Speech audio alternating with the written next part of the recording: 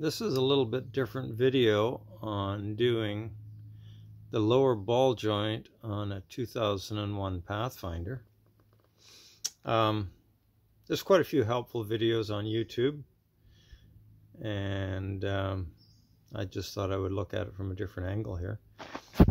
This is a 2001 Pathfinder lower ball joint from the driver's side, and it's a fair amount of work to get one of these out. But I took the challenge on because it was bolt-in. It wasn't riveted, and the lower control arm where it attaches didn't have to be fully replaced. Now, all these parts are from a salvage truck that I took the new ball joint from to put on my truck that I drive. You can tell these lower control arms, they can be subject to rust failures on the welds. I mean, that isn't looking so good from a strength point of view, but I guess they hold up. So anyway, that's the lower control arm, and the ball joint fits into those holes there, with those holes. To do this job, though, you basically have to disconnect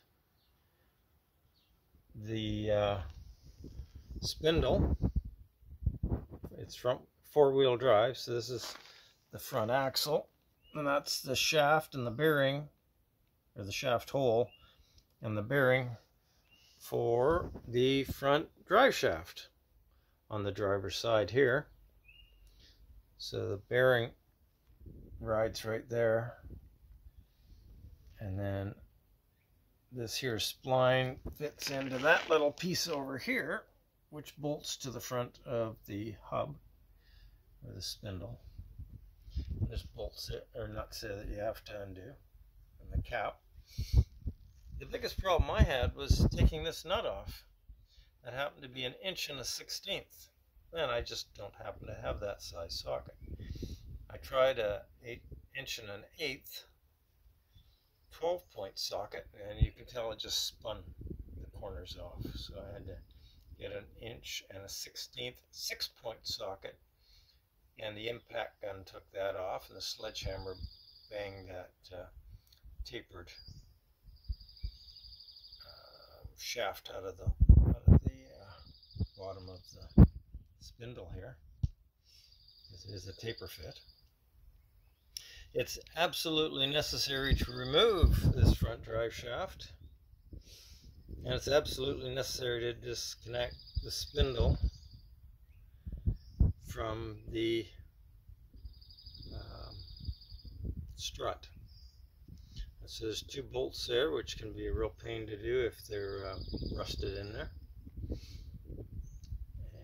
And it's also difficult to get the speed sensor out of that hole because it rusts in. You may end up damaging it if you're to take this off, but that isn't necessary. You can just drop the spindle down, pull the drive shaft out. Once the drive shaft is out, you can undo those bolts. You can get a new replacement ball joint, bolt it back in, put this drive shaft back in, and rebolt the spindle back to the strut. Once you've done one, it's not a very hard job. But if you've never done one, assembling the tools and actually doing the job and hoping not to break anything or damage anything, that's probably the most difficult part. Anyway, just a different way of looking at a ball joint job. It's quite feasible if you have certain tools. Taking the drive shaft out, of course there's videos on that and how to do that, and it's simply six bolts. I think they're 12mm or something like that you have to undo here, and once you drop the spindle down, the axle just slides right out. It's also wise to take off the brake hose and the speed sensor cable from their rubber mounts before you drop your spindle so that you don't damage them. Good luck.